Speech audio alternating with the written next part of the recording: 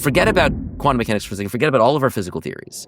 Let's do a Library of Babel version of the universe. So maybe people are familiar with this fictional idea of the Library of Babel. This is not the exact version of the story. It's going to be the version that I'm gonna use. Okay, there's a vast library, and you enter the library, and what you see is all the books, right? That begin with what was it? You see a bunch of doors. I'm sorry, a bunch of doors labeled by different letters. You go through the letter T, the door labeled T, and then inside is every single book that could possibly exist that begins with letter T. And then what you do is you go through the door labeled H, and if you go through that door, there's every single book that begins with the letters TH. And this way, you can just sort of find your way. You can write or find every book that could ever be written by just going through a sequence of doors, and this library contains all of them. And someone says, this gives an account of the universe. I mean, after all, we just look at the entire library, and somewhere in there is going to be a universe that looks like ours. But you look at that and go, that's completely vacuous. That doesn't contain any interesting information, right? What we want is a theory that in some way says some constraints about what kinds of universes are going to happen and which aren't.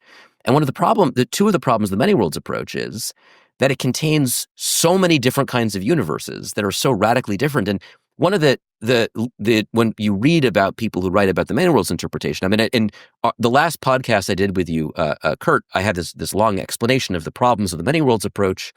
But one problem that I didn't mention in that conversation, but that comes up in the literature, is people don't take it seriously enough. So when Bryce DeWitt in 1970 published his article in Physics Today, this is 13 years after Everett's PhD thesis in 57, announcing and broadcasting what Bryce DeWitt called the many worlds interpretation to the wider physics community. I believe the article was called Quantum Mechanics and Reality. It was in Physics Today. He talks about how there are branches that are sort of reasonable looking in some sense, and there are also these branches that are kind of at the edges of the probability, the tails of the probability distribution that are weird, and weird things happen in them. I don't remember if in that article he introduces the term maverick branches for those, but eventually these became known as maverick branches. But when you read the literature in many worlds, people who, and I'm going to get kind of technical, people use what's called Dutch book reasoning to argue how you can get probabilities out. They still stay within these sort of narrow confines of ordinary looking branches and maybe maverick branches. But if you take the many worlds picture seriously, you have to consider branches that are even more bizarre than the branches that conform to whatever game is being played. I call these super maverick branches. They're just maverick branches, but they're branches in which whatever rules you're trying to set up for the game you want to play and use the branches to explain, they're branches in which the rules don't apply because something totally zany happens. And once you include all the super maverick branches, you're basically in the Library of Babel situation where you're explaining everything, and you're not putting constraints on which kinds of worlds we expect to see. And there aren't the resources in the many worlds interpretation to narrow down to worlds that at least look somewhat like the ones we see among all the possibilities. That's a major problem.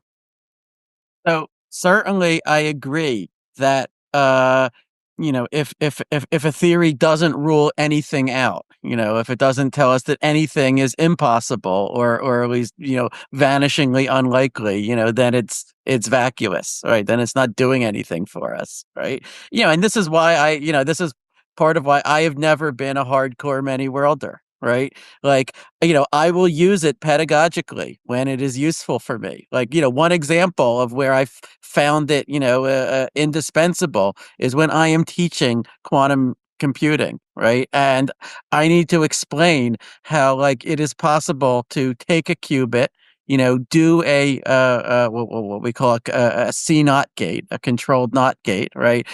Write the result of the qubit somewhere else, sort of copy its state to a different qubit, and now the effect on the first qubit is exactly as if someone had measured it, right? It is decohered from the perspective of someone who now looks only at the first qubit, right? And students get incredibly confused about that. They're like, why, why is that, right? They feel like it's still a superposition, right? And like the one explanation that I can give them that seems to click, that seems to work, is to say, look, you might as well say, if you wanted, that the qubit was measured. It's just that it was measured by the other qubit. You know, the other qubit did the measurement, and you might as well say that when you measure, right? What does that mean when you measure? It's just that there's a giant C naught gate that is happening from that qubit to you, to the possible states of your brain, of your measuring device, of your environment, right? To me, that is the core of what, Everettianism is saying. It is sort of the best way to explain that, right? And it is true that um, I am ultimately not satisfied by a theory that doesn't account for my experience of the world, right? Because, as Democritus said in that famous dialogue, in 400 BC, like, how can you, ignore the senses when it's from the senses that you get your evidence, right? How can we ignore our own experience when our experience is the only reason why we believe quantum mechanics in the first place, right? So I would say that, like, with some I think, fairly, reasonable sounding additional assumptions about, what observers are, how, observers connect to the physical world. Like, yeah, I can get something like that looks like the standard quantum mechanical predictions, out of the Everettian picture, but it is not automatic.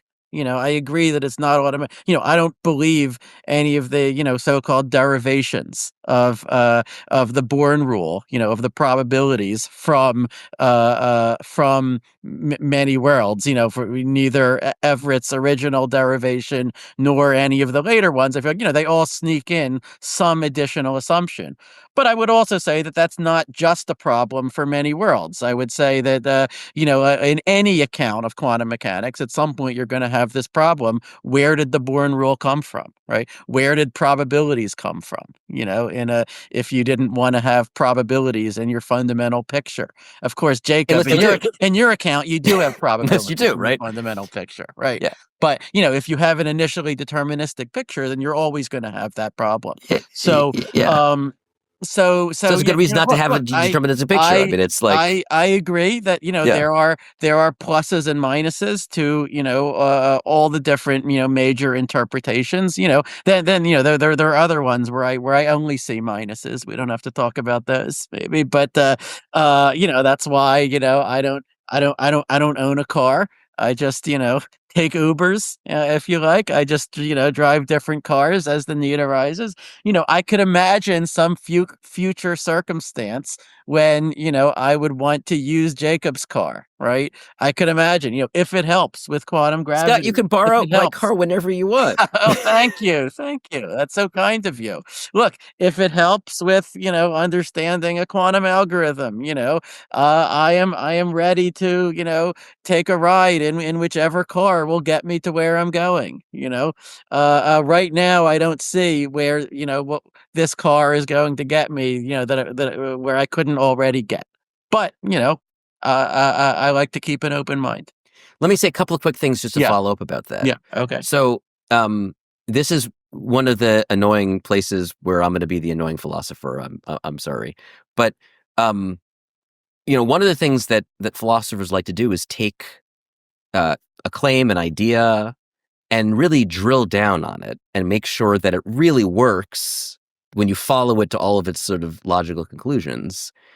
When you said, well, if I just have the Schrodinger equation and it's just evolving its wave function and that's going to be good enough, you'll notice that quickly we ran into problems as I was probing that, because I asked you, well, how do we exactly do this? And you're like, well, kind of like this. And then I pointed out this problem with all these weird branches and we're saying too much. And then you're like, well, we add a few more assumptions and so forth. One of the selling points of the many worlds approach is that it is so simple. I mean, just take the Schrodinger equation and unitary evolution and maybe one or two more things. I have a book on my desk. It's you can sort of see it. It's sitting there right in front of my Einstein doll. It's called Stone Soup. And I think this gives a fantastic metaphor for what happens in an approach like the many worlds interpretation. So those of you who don't know the stone soup folktale, these soldiers arrive at a very skeptical town and claim that they can make a delicious, hearty soup out of just water and stones. And the townspeople are amazed by this, and they give them a pot and they start boiling the water. And as they're making the boiling the water, they're like, this is already great, but it'd be even better if we have a little bit of seasoning. And so the townspeople come, they add some seasoning, and they're like, oh, this is already almost perfect, but it'd be even better with a little bit of vegetables. And then the townspeople vegetables, and then by the end they have this, obviously they've added vegetables and seasoning and meat and broth and all kinds of things, and the townspeople are eating it. And then there's this line in some tellings of the story where one amazed townsperson who wasn't sort of paying attention says, "Gosh, all this from just water and stones." The many worlds interpretation. So Jacob, Yeah. in your account, the equation for the trajectories would be the meat and the vegetables that need to be added. But I'm very clear up front, right? I'm telling you exactly what the ingredients are. We're not going through and we're, and I say this in the podcast with Curt, right? To get many worlds off the ground, at least to attempt to get it off the ground, you have to add more and more of these postulates. And I think, I don't know, Scott, how much of the literature you've read in many worlds, but like the number of additional assumptions you need to add is quite large. And a lot of them are very esoteric, metaphysical, very difficult to imagine how we would ever verify that they in fact work. So I call this the stone soup problem, and I think it's actually a pretty serious problem with the many worlds approach. But fundamentally, I don't believe it can work. And Scott, you noted this. You said that the derivations of the Born rule out of the many worlds approach, you don't believe any of them. And I agree with you. And I laid out my reasons for skepticism in the podcast I did interview with Curt recently. But I actually think it's worse than that. Because you might say is, well, maybe we can't derive probability or derive the Born rule. So let's just agree that it's going to be an extra axiom that we add, right? Because this is one route that I know some people take. They're just like, well, if I can't derive probability ab initio without probabilistic assumptions, let's just do many worlds and then we'll see all these universes and we'll somehow attach probabilities to them, say that some are likely, some are unlikely. There are extremely strong arguments that if you are going to assign probabilities to the branches at all, then any rule for doing that other than the Born rule is going to lead you into nonsense. Yeah, and these arguments, by the way, show up in Everett's original dissertation, right? Even in the shorter version of his dissertation, the one that was published. There are many different arguments that all lead to that same conclusion. There are many different arguments. Yeah. But here's the problem. Okay, so if your view was that the branches were fundamental things, that is, they're like the branches themselves are part of are considered fundamental ingredients, then it is completely fine in an axiomatic theory to assign them in the axioms things like probabilities. And this is, for example, what happens in stochastic versions of Bohmian mechanics or what happens in stochastic collapse theories or whatever, right? I mean, if you're taking certain things to be part of your fundamental ingredients, you're allowed to assign them features in your fundamental ingredients. The problem is that in order to get around this preferred basis problem of the many worlds approach, that there's infinitely many bases we could use and what singles out one basis over the other, the idea is that we rely on this the dynamical decoherence process for macro worlds to sort of pick out these approximate macroscopic worlds. The problem is that if your branches are only showing up in an approximate way in later stages of the development of the theory, you can't assign them axiomatic features like probabilities in the axioms. It would be like taking a theory of chemistry, saying, I've got an axiomatic theory of chemistry, in which in some situations you end up with tables and chairs, and I'm going to assign properties to the tables and chairs in my axioms of chemistry. Like, you can't do that. The axioms have to apply to the fundamental ingredients. What people like Deutsch and Wallace try to do then is they say, well, look, we have observers within the many worlds context. They should act as if the probabilities are the Born probabilities. This is what rational decision theory means in that context. And this is then what we mean by probabilities in that context. Right. So I agree that you have to give that doesn't work. The probability. Well, it doesn't work. I mean, and I talked in my podcast with Curt. I don't know if I want to rehash all those arguments. Yeah. But those arguments are all logically circular, right? Because you can't just say, well, I mean, because you use the word should. You should be a rational observer. I don't know what should means. In the many worlds universe, there are just zillions of uncountably many parallel worlds with uncountably many copies of observers in them who do all kinds of things. All of these arguments are, have to, have some starting point, right? Like I agree that none of them can get something out of But nothing. you can't derive probability from None of them. them can get soup from purely a stone. Okay, Exactly. but Right. to be fair, there is enormous precedent in the history of physics for making the fundamental ingredients of your theory as simple as possible. Even like impossibly simple.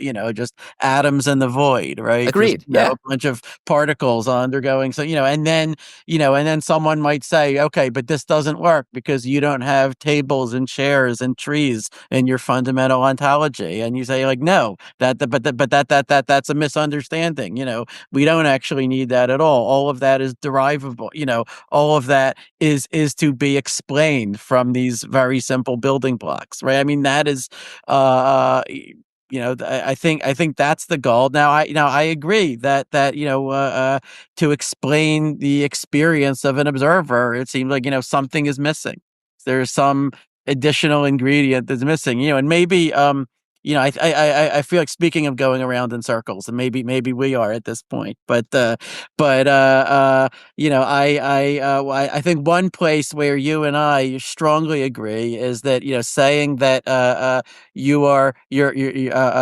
you can ask this question and it just I can't give you an answer, or no answer is presently knowable. That is an improvement over saying you're not allowed to ask. New update. Started a Substack. Writings on there are currently about language and ill-defined concepts, as well as some other mathematical details. Much more being written there. This is content that isn't anywhere else. It's not on Theories of Everything. It's not on Patreon. Also, full transcripts will be placed there at some point in the future. Several people ask me, hey Curt, you've spoken to so many people in the fields of theoretical physics, philosophy, and consciousness. What are your thoughts? While I remain impartial in interviews, this Substack is a way to peer into my present deliberations on these topics. Also, thank you to our partner, The Economist.